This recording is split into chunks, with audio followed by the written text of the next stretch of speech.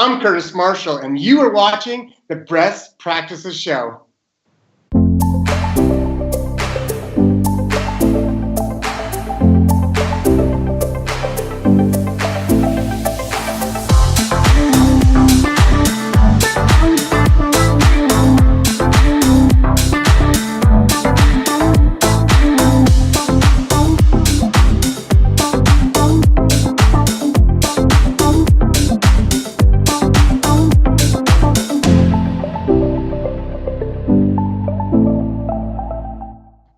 Hey guys, thanks for watching the Best Practice Show, where we take a look at the best business practices from the best dental practices all over. And if you're growing a dental practice, paying attention to the numbers, trying to run a better business, one of the metrics you might be focusing on is collections. And today we're going to talk about why collections is one of the worst numbers to track and pay attention to. Now, I hope your curiosity is going crazy with that, because the man, the myth, the legend that's going to be on, his name is Curtis Marshall. He's one of the chief engineers behind Dental Intel. He's going to show us why this is so important and how you can track some numbers that lend itself to better collections, but don't focus on the wrong thing. Our goal is to get you focused on the right thing. Now, a couple show notes. We are shooting this live on Facebook. So as you're watching, if you have questions, challenge us.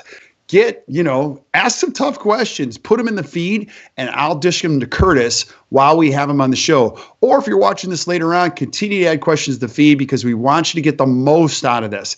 Again, so grateful for all the suggestions and the follows and everything you guys are doing. We got a lot of stuff going on right now, up over 39,000 followers, over 150,000 of you have visited us on iTunes. And I don't have anything to say, but thank you. So my guest today, Curtis Marshall. So Curtis, I've had you on several times. I actually secretly, you're one of my favorite guests for a lot of reasons. Number one, you're fun, you're a great guy, you know a lot, but I learned so much. This is kind of like my CE behind the metrics, because you guys have a product called Dental Intel. You guys now have done over 6,000 installs. So data is really important running a dental practice. If somebody's watched this show or watching it now and they've never met you, they don't know what Dental Intel is, give us a little background on you and what Dental Intel is, and then we'll get into the topic. Well, yeah, Kirk, I'm Curtis Marshall. I'm based out of Utah, born and raised out here. I'm just trying to follow my man Kirk with the hairdo. I got 3 beautiful girls. One of I think the most important things to note is that we're all individuals. We all have awesome lives that we can learn from each other. And so that's a little bit who I am. Always enjoy working with you as well. The thing that I work with and I'm able to help, in my passion, my energy, is to help patient care increase. And we do that through intelligence. Dental Intel is the leader in helping practices grow. It's a software-based program that you can get online, web-based software program that you can access from any location to know what to do in your practice to increase patient care and team performance. And so that's a little bit about us and myself. Yeah, it's awesome. Now, running a any kind of business, you have to have data, because data is not emotional. It removes all emotion, and it kind of shows you what's happened. Even when you look at the digital workflows at dentists, you can talk to a patient, you can listen to a patient, you know how important real information and stats are in assessing the health of a practice. And today we're going to be talking about collections and why it's the worst number to track. Now, let's clarify that title, because somebody might be watching this and go, hey, look, I've heard this all the time. It doesn't matter what you produce, it's what you collect. But clarify why we put that title in there and what you mean by that. Oh, great point, Kirk. And the really reason why we want to be aware of this is that it is a lagging indicator. Now, there's 2 types of indicators, 2 types of numbers out there. There's leading, that help us to know what to do, and then there's lagging, stuff that happened in the past, right? I mean, for example, I graduated from high school and from college with not a 4.0. It was a 3, like 5, 6, something in that range, right? Mm-hmm. I can't change that. Right. That's what happened, right? Now, if I'm going to school and I now know exactly what to do to get my A, to get my 4.0, that's a leading indicator. A lagging indicator is what's already happened. So the two main numbers that offices have tracked for the last 100 years, and really they have, is production and collections. Mm-hmm. Yet both of those are so lagging. It's like, hey, you produced $100,000 last month. Let's do it again. Well, how am I going to all I did was collect from everybody who's in front of me. Right. So if I do that same thing and I collect everything that's in front of me and I don't hit my goal of $100,000, then guess what? Did I fail? Did I do good? Did I do bad on collections? With collections, if you're wanting to improve collections, it's not how much you collect, if that's what you want to be tracking. Right. Now, you could obviously improve the effectiveness in which somebody collects money. We're going to talk about that. That's a leading indicator right there. That's a leading indicator. But at the end of the day, collections is a byproduct of all these things that come before it. And so you guys are big fans of this, is really coaching on leading indicators. So people are paying attention to what they have to do today, so that when you look at the end of the month, the end of the year, you go, wow, that's crazy. I can't even believe we did that much. Or I can't even believe how easy that was compared to how hard I used to work, which is really the big thing. And it goes back to the mission. You guys are all fanatics about how to get the team more engaged and how to increase patient care. So I have to say this because somebody might be watching this go, oh, this is all about money. No, it's not, because I've believed this for a long time. It's the byproduct. You do all of these things right, it lends itself to an amazing byproduct, and dentistry is an incredible profession if you can get all the leading indicators right. So let's go into this. You mention every single time there's a simple formula. And I'll preface this by saying, when I met you guys the first time, you're like, we have the formula. And I'm like, I'll be the judge of that. And then you showed me the formula. I'm like, dang, they nailed it. And it's really a very simple formula that everybody can get their brain around. So let's talk about that. Okay, so there's the profitability formula, but really what we're going to talk about today is the collections formula, which is a segment of the profitability formula. And this formula for collections is not go collect $100,000. It is how many visits did you have? Times how much did you produce on each visit? Times the collection percentage. That will give you your collections. If you want to know how to improve collections, you can improve one of those three things. I can either get more people in the office, right, or whatever's going on there, or I can increase my production per visit, meaning on those people who are coming, I'm doing more procedures. There are lots of different ways. We've talked about this in the past. Right. Or I can collect on more of the dollars I produce. Collect the percentage of what you produce. Right. And let me piggyback on that, because this is a formula. Some of you might be watching and go, my practice is more complex than that. No, it's not, because this is a formula you could apply to any business. If I was working at Starbucks, we'd be watching how many visitors came through the day. Obviously, we can improve that number, and we can get people back. We can get new people in, and we can also look at average check average. You know, I worked at Applebee's in college. That's one of the things that we had at the end of I was a 3-time employee of the month. So every time I go by an Applebee's, I always say to the kids, I was 3 times. And they're like, you're so weird. But I loved it. And every time you check out, you'd have average check average. And you know what happens when your average check average goes up? You know, you get more tips, and all the other servers would be like, how you do that? I'm like, just take good care of people, like really good care of people. And then it also lends itself to, did you collect all of that? Now, I want you to clarify, because I was a big fan of net collections percentage. You guys don't look at it necessarily as net collections percentage. Clarify that. So there's two ways of looking at how much you collect, right? There's gross and net. And I'm so glad that you mentioned this. So there's gross and net. Gross is based off of, all right, I produced, let's make it simple, right? I produced $1,000. Out of that $1,000, how many dollars did I collect, right? If I'm looking at the gross collection percentage, that is very important, right? Right. So, but there's two factors here now. We have adjustments, and we have other things that are write-offs, adjustments and write-offs. If I produce $100,000 and I have to write off, $1,000, and I write off $500, how much can I collect now? If I have $1,000 and I write off $500, you can write off $500. What's that? You'd write off half of it, $500, right? Write off half, which means I'm able to collect $500. Right. Right. If you collect $500 of what you can collect, that's net. Right. So net is what you can collect. Did you collect everything of what you can collect?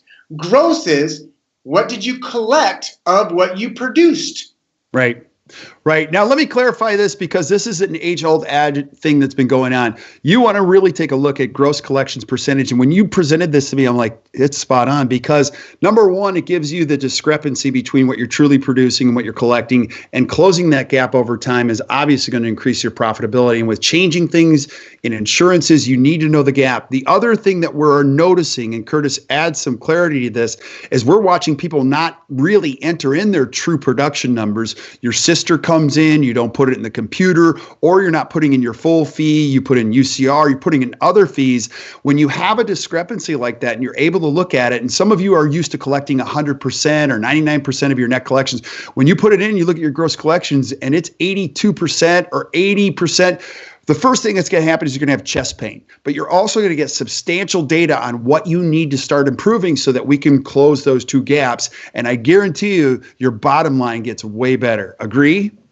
Not just agree, it's proven. This is proven across the country that collection percentage increases when we know where we are. Right. Now, we've talked about this 100 times in the past as well. The easiest and best way to get to where you want to go, which is maybe $1 million in collections or whatever, is to truly know what's happening and not just say, well, I'm 100% of net collections. Right. Yeah, right. I hope you can collect 100% of what you can collect, right? But how much you're producing, how much are you collecting? And is that increasing or decreasing?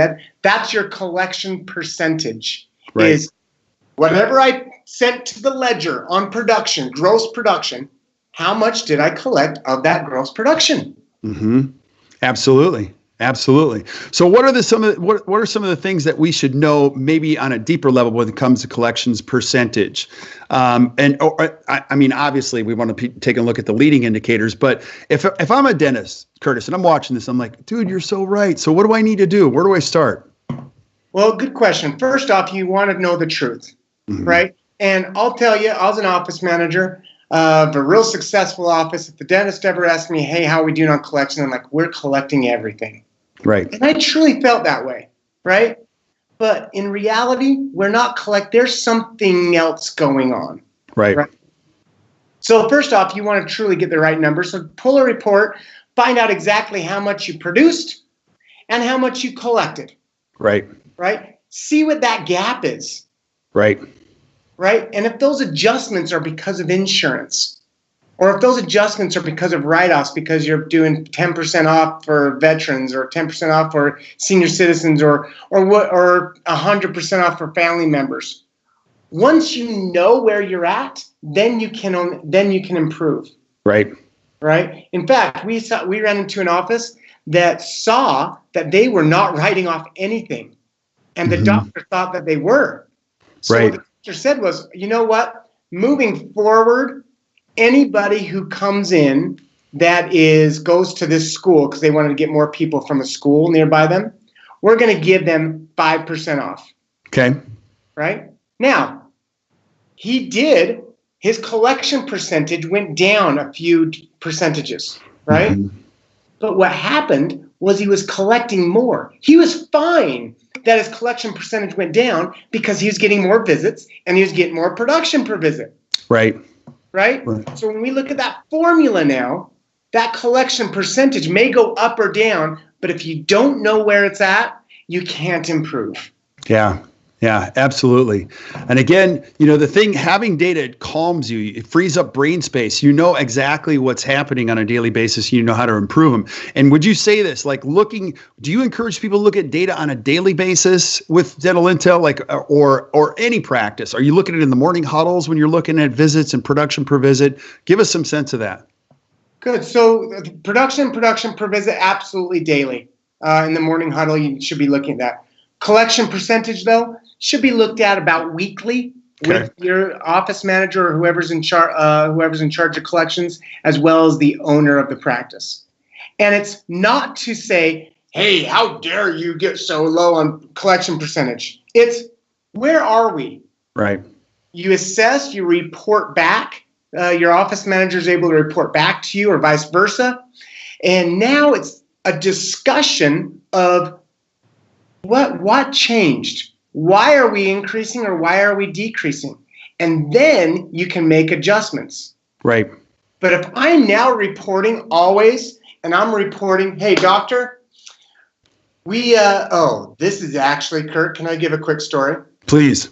This was crazy. Okay. So I was looking at an office. So I'd look at hundreds of offices, and I was looking at office collection percentage. And I go, hey, doctor, something happened in May. Mm-hmm. What happened? And we're looking at just the numbers of how much he collected. Sorry, I thought I'd put that on mute. We were just looking at the numbers of collections, and he looked at the number of collections, dollars, just the dollars, and he goes, oh, we were low in May because I took 2 weeks off.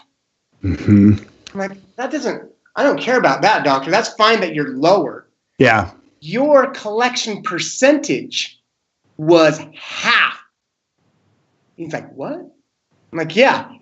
So you not only did you produce less, right, because you took time off, but what you could collect on, you collected half. It's like, no, that's not right. We pulled it up, Sure enough, there was a huge case that hadn't been collected on, and he just thought the reason why it was down, because he looked at it at a glance, it was a lagging indicator. Mm-hmm. Oh, that was because I took 2 weeks off. Mm-hmm. And he didn't look at the percentage.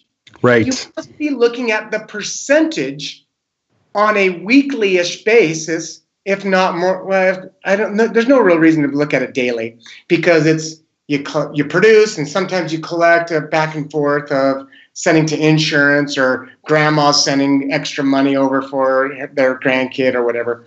But the collection percentage must be reported on. Otherwise, you could be into some deep, deep trouble. Right. Absolutely. Yeah, you have to. Now, I know some people are going to be watching this going, okay, I'm so confused. I don't even know what I'm at. Like, you guys have an incredible tool. It's very simple. It sits as an app on most softwares, and it's called the Snapshot. And you've been so gracious to offer it to our clients.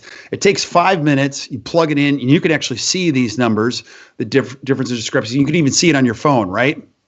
Absolutely. You can see it on your phone. We have an actual app from the Apple Store and the Android Store, as well as, like I said, we're the leaders cloud-based software that provides you with the numbers that you need to know. Yeah. So there's over 6,000 practices on this? Yep. Over 6,000 practices that are currently syncing with and able to grab the data from. So we also have benchmarks for you if you have questions on that. But we'll provide you, let me show you just one number, Kirk, if that's okay. Right. And let me speak to this, because I'm going to just go to the part that people don't want to talk about. And you have to listen to this. If you're a private care clinician, this is important. One of your advantages in the future is you really know what you're doing with your businesses. And it's very easy to quickly complain about DSOs. The DSOs are embracing this technology at record levels, because now they can manage multiple locations. They know exactly what's going on in each op every single day, and they're taking low performers and coupling them with high performers. Somebody that's not really good in a department, they'll say, why don't you sit with Susie, because she does 99% in this department. Just watch what she does. You need the same advantage. Your advantage is going to be knowing how to manage your business in the future, and you can't do it on intuition. Trust me, I've owned a business for a long time.